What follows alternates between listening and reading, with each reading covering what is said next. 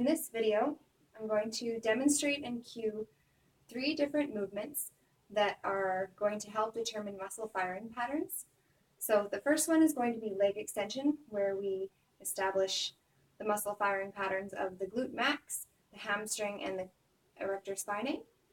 The second one is going to be hip abduction, where we look at the firing patterns of the TFL, the glute med, the QL, and the obliques.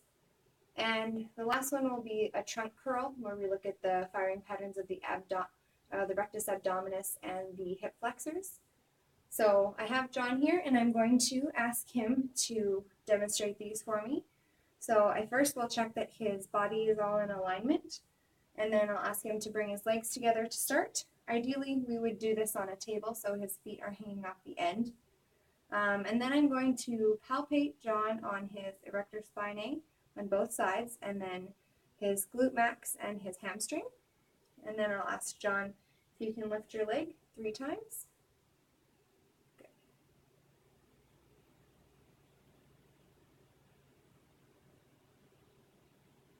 Okay, and then I will do the same on the other side. So again, I'm on both sides of the erector spinae and on the hamstring and glute max.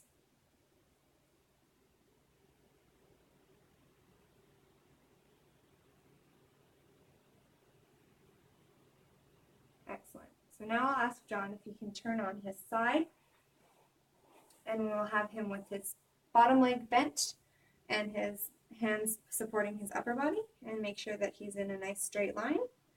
And now I'll palpate his glute med and his TFL, his QL, and his abdominal obliques, and I'll have him lift his leg again 3 times. Good.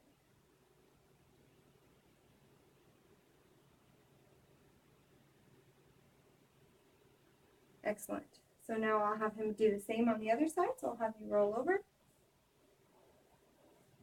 and bend up this lower leg, body's in a straight line, and palpating the glute med and the TFL and the obliques and QL.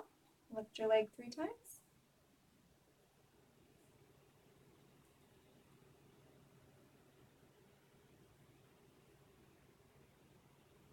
Good, and now I'll have you roll over back again onto your back and bring the knees together in a 90-degree angle and cross your arms over your chest.